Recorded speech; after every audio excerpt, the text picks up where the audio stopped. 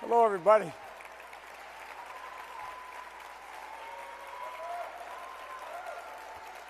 Hello. Am I supposed to say something now? I am. The clock's running. First of all, thanks for having me. I know it's been a long day for all of you. I was down on the border in Texas, and we flew up. A little bad weather. So I'm sorry for being late. You've had a long, long day, but I'm delighted to be here. My name is Joe Biden. I am Jill Biden's husband, and am proud of it. Look, I'm going to get to answer a lot of questions, or some questions anyway. And just let me say this. You know, the single most important profession in America, not a joke. Jill always says any country that out-educates us is going to out-compete us. Well, the future of the country, and the way I always sell when I try to spend more money on education, which I want to do, is let the American people understand it's overwhelming in their interest, that we, in fact, are able to pay teachers fairly so you don't graduate getting 21% less than anybody else graduating from college. Make sure we're in a position that you're able to not have to take money out of your own pocket to take care of these kids. Teaching is not what you do, it's who you are. It's who you are. And the American public has to understand that. I guess I'm going to get a chance to talk about what I want to do in terms of my priorities if I'm your president, but I can promise you one thing.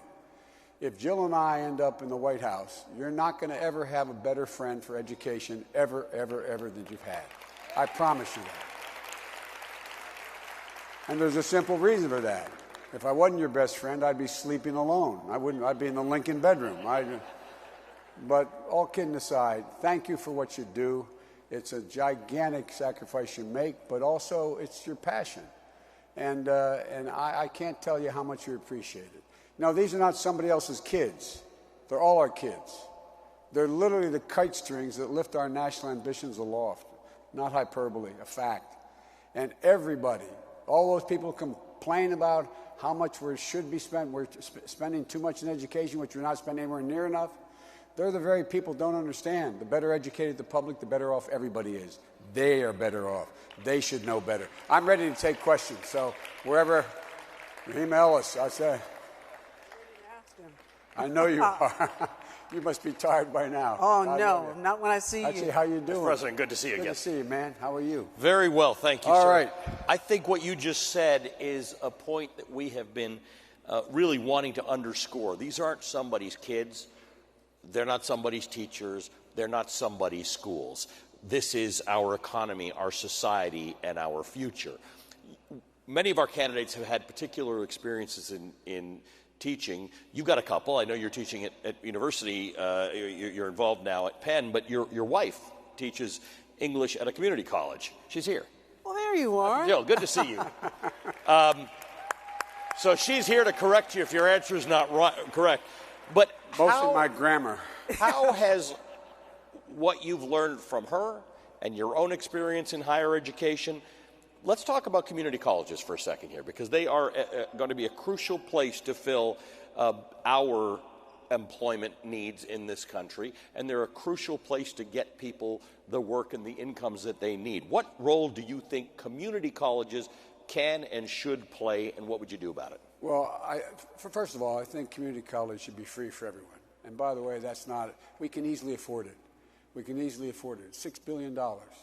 Every single qualified person in community college can go to $6 billion a year, and we have $1,640 billion in tax loopholes, let alone the tax structure.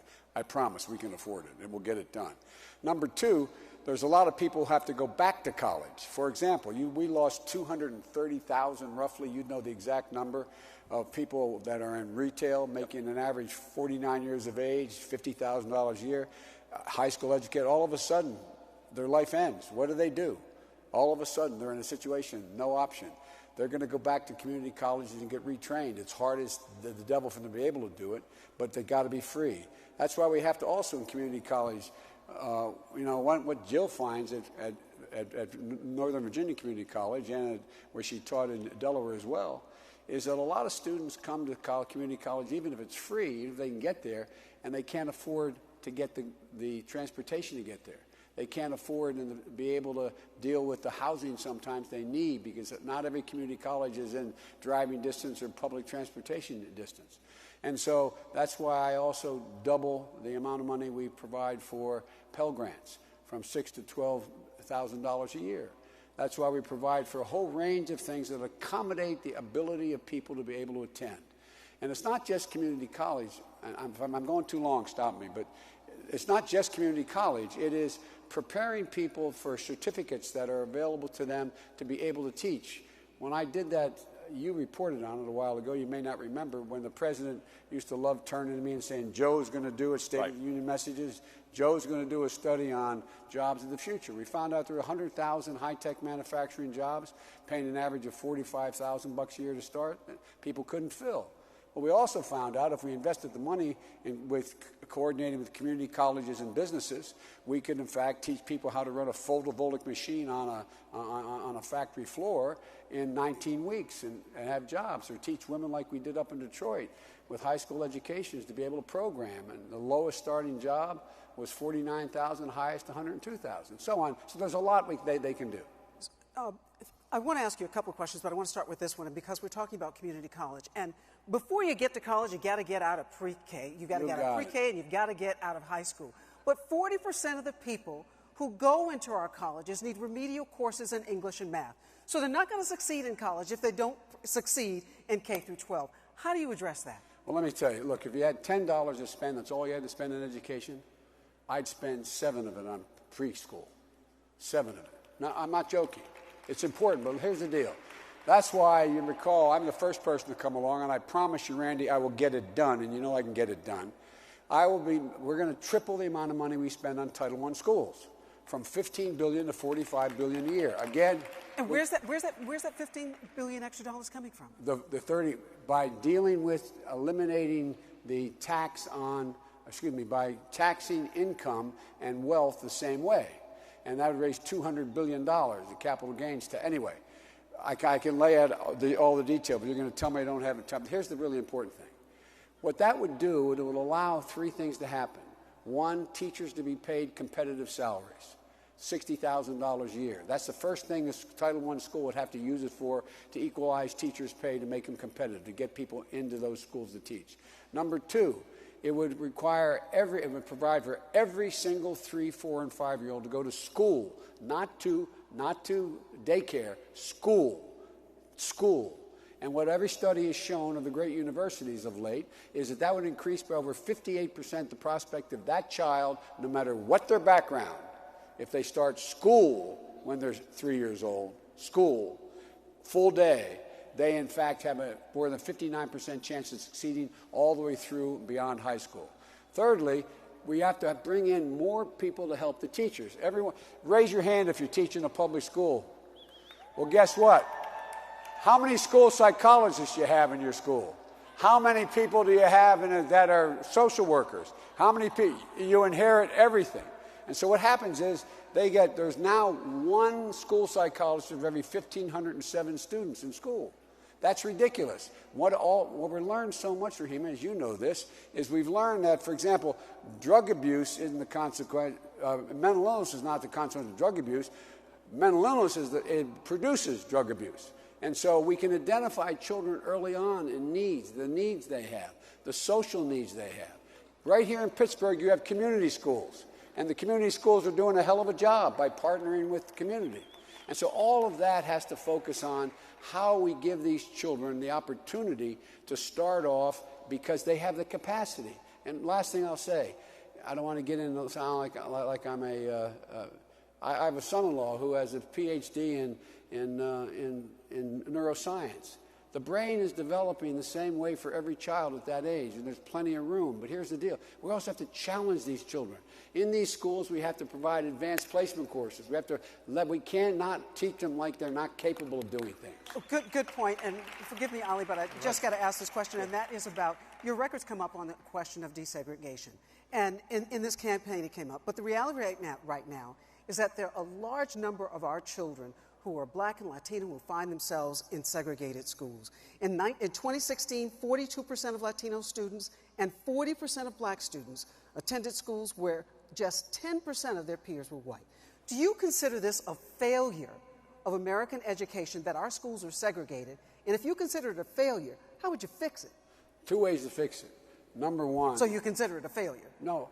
Look, I do think that the fact that we have institutional racism that exists based on neighborhoods, based on jobs, based on the ability to not be able to live in areas that, for financial reasons, not just racial reasons. In other words, it used to be, the reason I supported busing the first time around is the de facto segregation. You cannot live in this neighborhood because you're an African American. That's de facto segregation. But there's de jure segregation. That's de jure segregation, not de facto segregation. De facto segregation exists because of the way of our housing our housing policies, our educational policy. We should break down school districts and not make sure that their ability to not, by definition, exclude minority neighborhoods. But the way to deal with this is to provide for the best education possible in every single school. That's the way to deal with it, and then deal with, I started off as a United States Senator fighting redlining. You know what redlining is? I do. Well, that's what I started. The first bills I, in fact, got involved with. And I'm extremely proud of my record on civil rights. That's why I have more people in the African American community supporting me than anybody else. That's why the president picked me. I make no apologies for my record on civil rights. As good or better than anybody in politics. I want to go back to college for a minute. One of the things that you and President Obama worked on was sexual assault on campus, and the idea that many victims of sexual assault felt they didn't have enough of a voice, and you imposed standards on schools that they needed to meet. The Trump administration completely disagreed with that approach and has actually actively reversed that. There were critics who said that it was an imbalance before, and the critics now say that it had swung too far to be an imbalance in which people who were accused didn't have a proper voice. Where do you think the right place is in dealing with college sexual assault, which is a massive, massive problem? Look, I'm the guy that wrote the Violence Against Women Act with my own hand. I wrote that act. I had incredible staff helping me get it passed. One of the things, the most disappointing moment of my career, the president allowed me to bring the Violence Against Women office into the vice president's office. I was able to pick who was running those offices, okay? Now, I asked a brilliant woman who helped me get it passed to go over and check regularly on with the Bureau of Justice Statistics on what kind of progress we're making. Women over 35, violence against them dropped 67%, more people reporting, et cetera. But the saddest thing I learned, women between the ages of 15 and 25, the same incidence of violence against them as before the law was passed. I was devastated. So what I did, we had a virtual town meeting. They told me 30,000 people on the call. And I asked these high school and college students, what do you most think I should be doing to help? And you know what they said? I was embarrassed when I heard the answer because it was so self-evident. Get men involved. Get men involved. So that's when I started, with the president's permission, It's On Us program. And here's the thing. What I found is the more prestigious the university, the less they wanted to be involved. Because part of what was required, not a joke, part of what was required was that they had to list all of the cases of sexual violence or assault on their campuses. They weren't doing it. Colleges, presidents don't want to do that because it affects enrollment. You realize that all those young women who got dropped off in September at a college from here to the West Coast, 1 in 5 of them are going to be the victim of rape or sexual assault. 1 in 5. 1 in 5. That hadn't changed. It changed for everybody else, but not for them. And so what we decided to do was to make sure that colleges have to meet certain standards. And by the way, what we're talking about is not a criminal offense. We're talking about a civil offense. It is criminal, but that's not what gets someone kicked out of school. Here's the deal. If you're cheating in my class that I teach at the University of Pennsylvania, I don't have to prove beyond a reasonable doubt that you did it. I have to have probable cause to demonstrate why you did what you did to flunk you in your class. Well, guess what? We're finding out that if you accost that woman and then, in fact, you're sitting in the same classroom next to her, that's why more women drop out of college because of sexual assault and being victimized than any other reason. Not academically. They drop because of that. And so it's time the universities step up and say, do, for example, student surveys at the beginning of blind student surveys. Have you been abused? What are your concerns? They don't want to do that. Because what happens when that's done, then people say, I'm not sure I want to send my daughter to that school. Well, the more prestigious the school, the more pushback I got.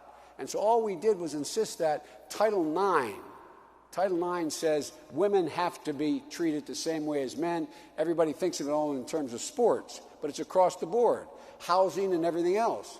And unless you can demonstrate to us that, in fact, you are treating the assault of women on campuses, and some men, by the way, being assaulted in the gay community primarily, unless you can prove to me you're doing something about it, we're going to cut your Title IX funding. You're going to get it cut. And they started to change the dynamic on campus now.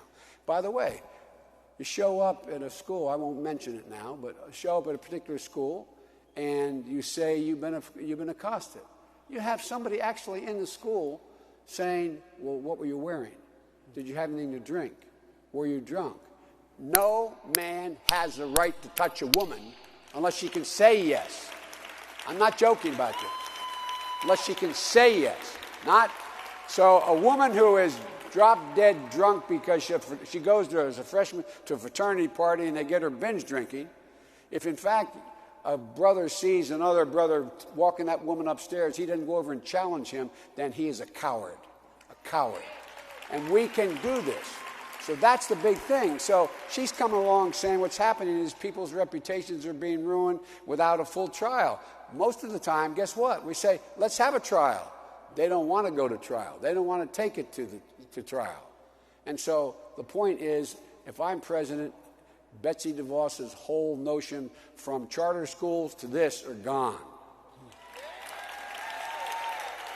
Vice President, we have a question from the audience for you over here. Hi, how are you? Hi, how are you? I am doing well. My name is Mrs. Paulette Foster, but first and foremost, I want to thank everyone who stayed the course. We've been here since 9 this morning, and we are tired, yet we are staying this course. I also want to thank local organizers like 1PA who have diligently fought the fight. Yay! Those are my people. Along for Journey for Justice, the coalition who has fought also. So thank you, Journey for Justice, for all the hard work that you've done. So my question, Vice President Biden, is that my nephew, who's 19 and attends Pittsburgh City Connection, which provides continual programming in the community-based setting for students 18 to 21 years old with moderate to severe disabilities here in Pittsburgh. Our previous governor cut $1 billion of our education budget, which left our local school districts struggling to make up for the loss. IDEA, a law written and passed to protect the rights of special education students, has been underfunded by our federal government for the past 40 years. Here in Pittsburgh, our students have been shorted by as much as $400 million over the past 12 years, according to some reports. As president, how will you commit to fully funding IDEA, Title I, and deliver on a long overdue broken promise? I have said from the beginning, look, this is about more than money. This is about when I voted for IDEA back in the 70s and again reauthorized it in 95 as a senator. What I talked about was what my dad used to say. Every parent's entitled to maintain their dignity based on income and the rest. But here's the deal. How can you maintain your dignity when you look at your, is it nephew? Nephew. And you realize the nephew has enormous potential, but you look at you walk in like Jill and I talked about this when she was teaching in the public school system in Delaware for the first 15 years. And you walk in and you meet a special ed teacher, and on the night that parents come in for student teacher night and have to look at the parent and say, I'm sorry, we just don't have the resources. We don't have the resources. It is wrong. And the reason why I think, and I proposed and laid out exactly how I'd pay for it, $139 billion over the next 10 years to fully fund IDEA. Now here's what let me tell you why I think it's so important. I think the way we sell it, we don't sell it the right way. You realize if we fully fund, by the way, just the funding we've done, the increase in graduation rate by 45% of people in that circumstance with disabilities, and 25% increase in the number of people going on to college. But when we make the case, and I will make the case, and we do it by dealing with raising the corporate tax rate to 28% from 20, it doesn't need to be where it is.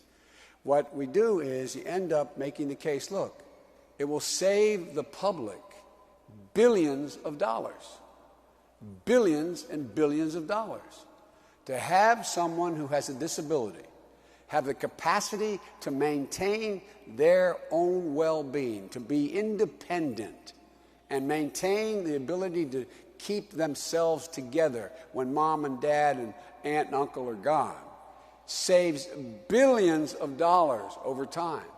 So the $139 billion over the next 10 years is a drop in the bucket compared to what it will cost if we don't address this problem.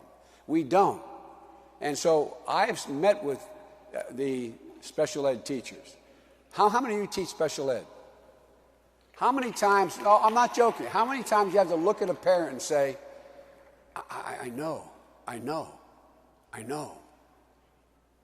No, I really mean it. And so that's what we have to do. We have to fund it. And look, again, my time's running out, but here's the deal.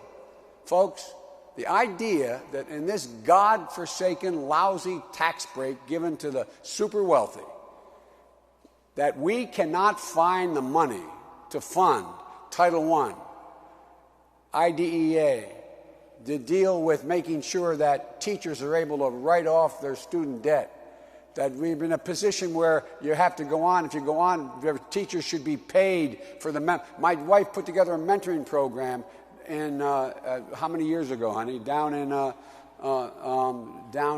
Northern Virginia Community College. Well, guess what? Public school teachers are doing the same thing. You're mentoring other teachers. You should be able to be paid for that mentoring in addition to your salary. So you don't have to go out and get a second job. You're doing it anyway. So the whole range of things that are overwhelming the interest of the country, and those folks who say they don't want to fund this stuff, it's ridiculous. It's bizarre. It's overwhelming their interest. These are money-saving propositions. And I promise you, I'm going to fight like hell to make sure it is fully funded. It's a moral obligation we have.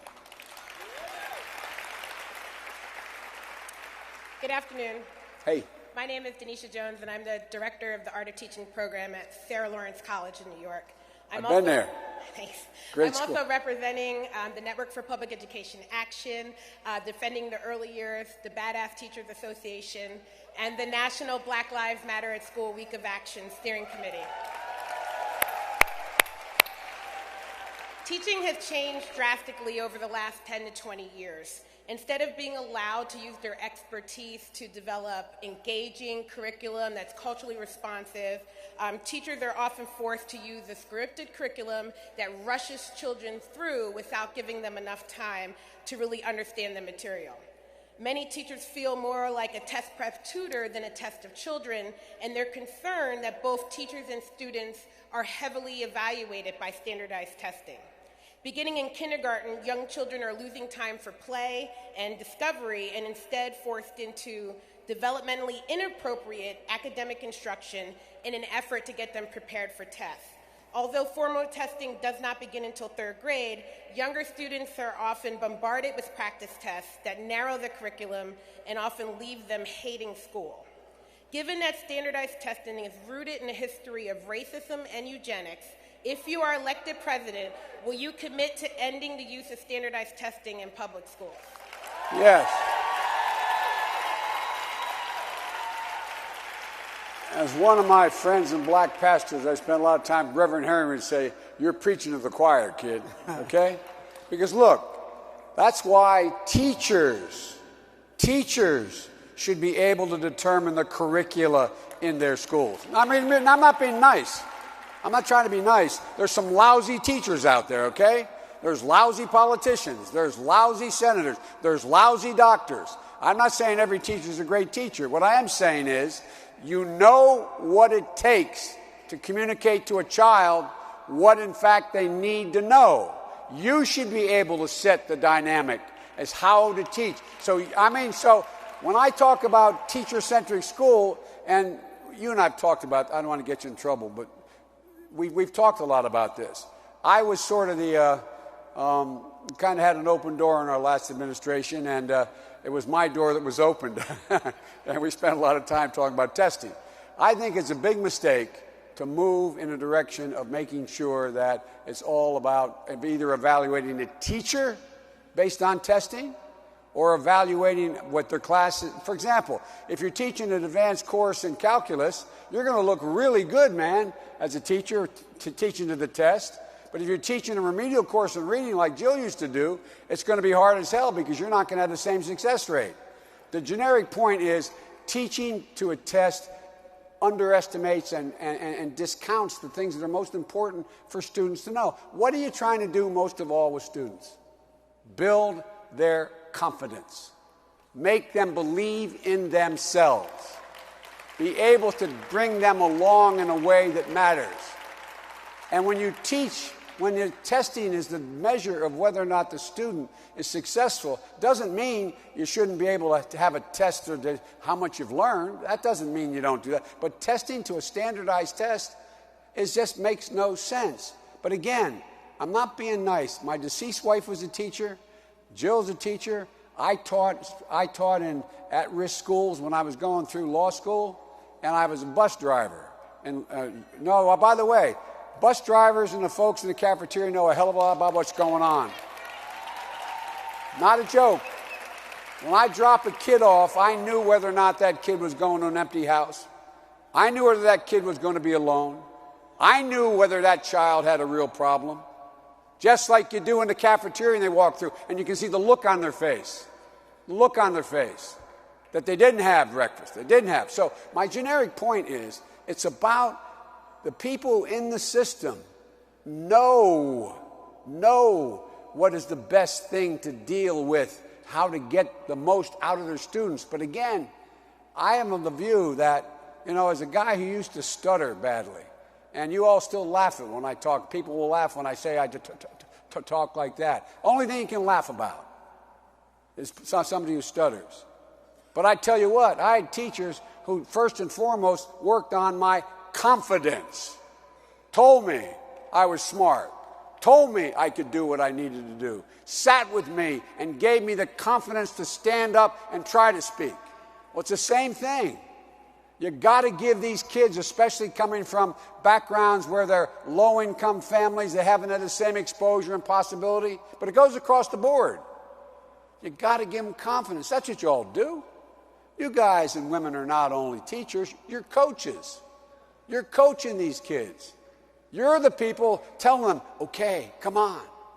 Because that's the way they try. What happens to your students when, in fact, they do poorly? Their interest isn't, most kids aren't saying, I'm going to work harder. It's, I can't do it. And then they use that excuse, well, I don't want to do it. I don't want to do it. You teachers who touch them, figuratively speaking, well, I hope you touch them and tell them how much you love them too. But my point is, when you touch their hearts, they say, okay. And think about it, folks. I'll end with this. I'm sorry, but I feel passionate about this. Think about this. I'll bet every one of you can name a teacher who helped change your life. Literally gave you the confidence that you could do something you didn't think you could do, whether it was in grade school, high school, or college. We can all name them. I know who mine were. I know who made a difference for me, made me believe in myself and think I could do something. First kid in the family to go to college, but that wasn't a big deal. My parents valued education. But it was just that you can do it, Joey. You can do it. Let me tell you, that's a great piece. But look, you can change this a little bit. Talk from your heart, Joey. Think of the people you help. Every one of them that you've changed, you've touched their hearts. You've given them confidence. And you can't get that out of a teacher's manual. Senator, and am I finished? You are. We're finished. And I thank you tremendously for coming here. The weather's been terrible. It's not easy to get here today. I want to thank you all for staying. Thank you so very much. Thank you. And I'll hang around a bit if you want to talk to me. Joe Biden. Thank you all very, very much.